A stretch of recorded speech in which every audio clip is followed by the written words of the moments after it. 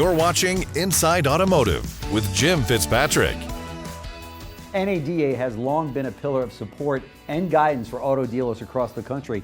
So as the industry shifts further towards electrification, NADA finds itself at the forefront of addressing critical issues. Here now is Mike Stanton, who's the CEO and president of NADA, to discuss just a few of the challenges facing today's auto dealer within the industry. Mike will be discussing this very topic at the New York Automotive Forum hosted by J.D. Power, NADA, and the New York International Auto Show on March 26th. So dealers, get your tickets now. So it's always a great event. Mike, thank you so much for taking some time out of your busy schedule there at NADA to join us on the show.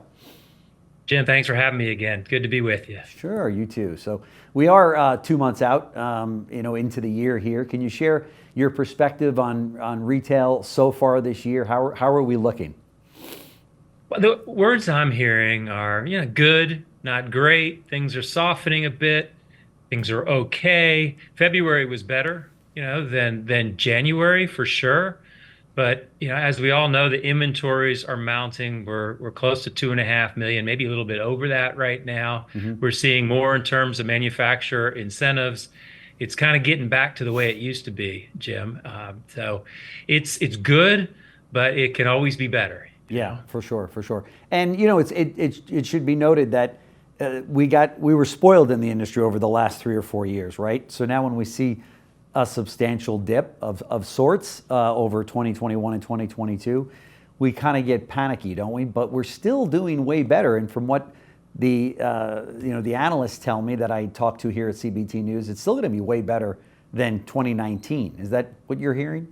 Yeah, I mean, from a profitability perspective, we're seeing that dip for certain, but we're still calling for a 15.9 million year. Year. That's a good year. Yeah, of course. And the used car market is still good. I mean, dealers are doing well, but you're right. Coming down from a high a couple years back, I mean, things are certainly kind of returning to normal. But there are hot spots in the market. The crossover segment continues to lead and be super strong.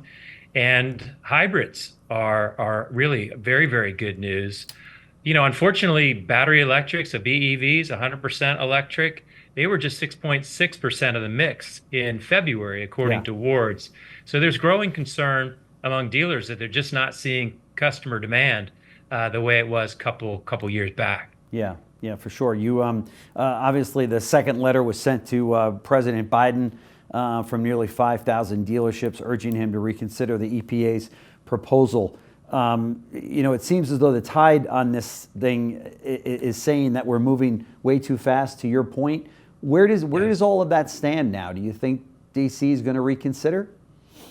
So to be clear, NADA wasn't behind the letter, but I thought the letter really complemented what we were doing very nicely because it was organic, grassroots.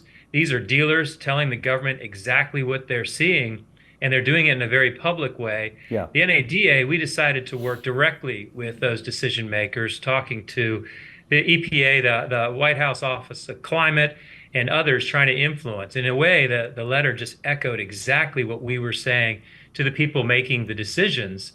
And to be clear, and Jim, you and I have talked about this, dealers are not against EVs. Yeah. And we've got the data to prove it. We calculate close to $6 billion. I've always said that dealers are the biggest EV customer in the world because they bought more than anybody. We've got $6 billion of EV inventory out there.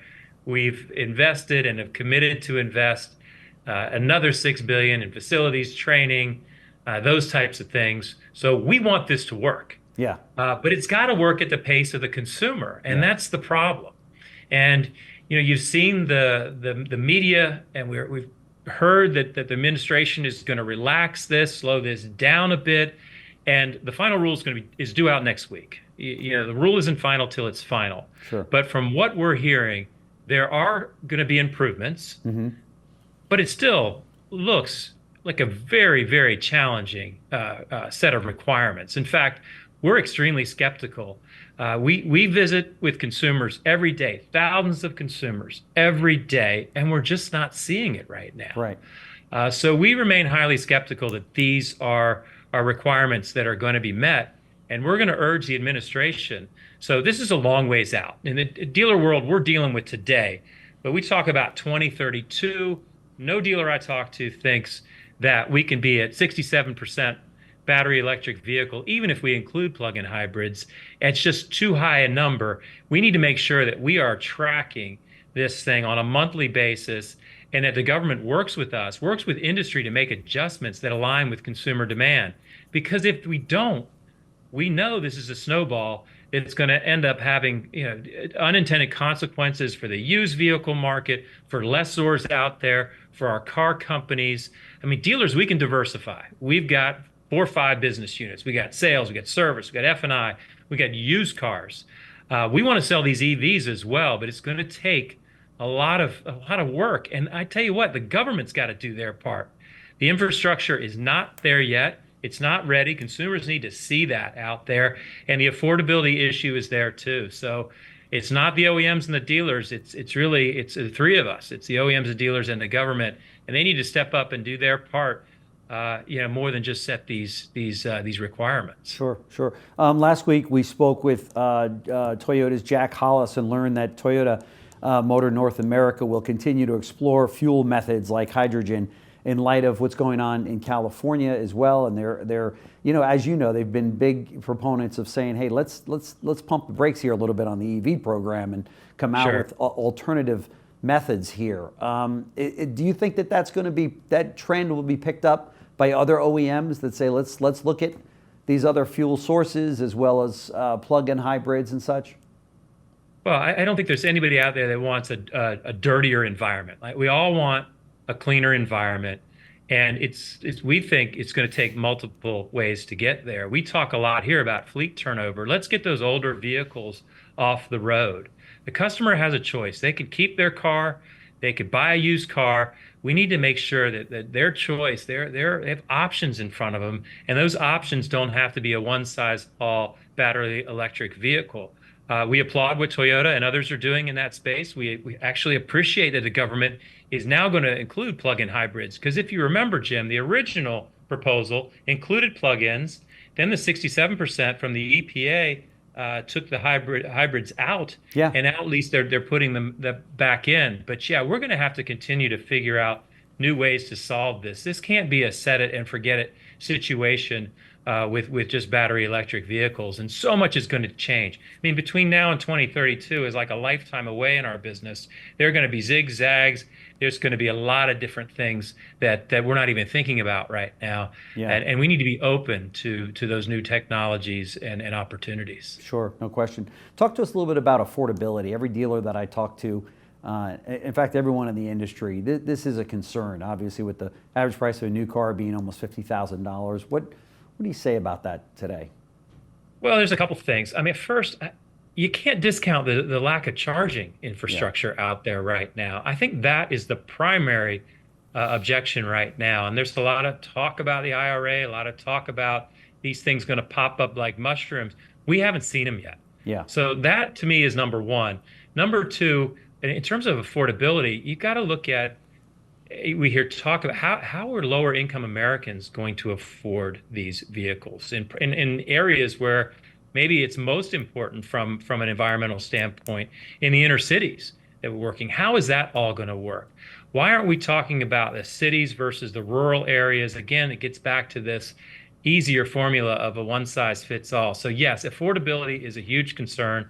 So we're going to have to figure out how to get to price parity, because the EV really has to be better. I mean, there's so many people that have bought EVs that have more than just one vehicle in their garage because they need that ICE or the hybrid Sure. to meet the needs of their families and their lifestyles. So we're going to have to see, but affordability is certainly a major concern, really across the industry. But I got to tell you, the incentives they're complicated. There are fewer of them out there, fewer vehicles that are eligible.